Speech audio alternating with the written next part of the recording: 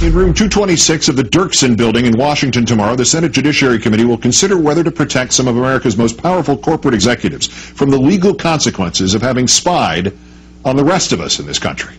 On our third story tonight, an AT&T whistleblower today told members of Congress much more than that is at stake with the secret crimes that took place at room 641A of AT&T's Folsom Street facility in San Francisco and potentially at others across the country. Specifically, retired 22-year AT&T technician Mark Klein says that despite Mr. Bush's claims, the U.S. government used AT&T's cooperation to spy not only on overseas communications, but to vacuum up virtually all of America's use of the Internet for years. Email, Googling, web surfing, you name it. Thanks to AT&T secure rooms like 641A in San Francisco, accessible only to those cleared by the NSA.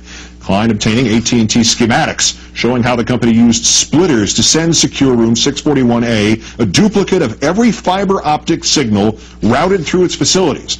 That involved not just AT&T customers, but virtually every Internet and telecommunications company, and virtually all email and web traffic in the country, without a warrant, without any mechanism for separating domestic from overseas, without separating suspect from citizen. We welcome now former AT&T technician Mark Klein, whose documentation and claims are now part of a class action lawsuit against AT&T, one of 38 telecom spy lawsuits, AT&T so far declining to comment on the specifics of these allegations. Mr. Klein, great thanks for speaking out tonight. Thanks for inviting me. The Senate is considering granting the telecom executives immunity. You lobbied Congress today not to do so. How come? Well, if they give them immunity, it would probably shut down the lawsuit that I'm a witness for, and then the American people won't find out what's really going on. And so that's why I'm here, to stop immunity. Congress should let the judicial process go forward. Two-parter here. First, can you explain to those of us who can use the Internet but would not be able to tell the difference between its physical form and, a box full of guitar strings, exactly what happened in that secure room or secret room, 641A? I don't know what goes on in the secret room because I didn't have security clearance, but I know what went on outside because my job, I worked in the Internet room. My job was to connect circuits into the splitter device, which was hardwired to the secret room. And effectively, the splitter copied the entire data stream of those Internet cables into the secret room. And we're talking about phone conversations, email, web browsing, everything that goes across the Internet. And that device, the splitters, is a dumb device. It doesn't do any selection at all. And the follow-up to that, as you mentioned, you didn't have the security, the NSA clearance. So give us an idea how you know all this, in addition, obviously, to your expertise as a technician. Well, as a technician, I had the engineering wiring documents, which told me how the splitter was wired to the secret room. And so I had to know that in order to do my job. And so I know that whatever went across those cables was copied, in the entire data stream was copied into the secret room. The splitter device has no selective capability, it just copies everything. And we're talking about domestic traffic as well as international traffic.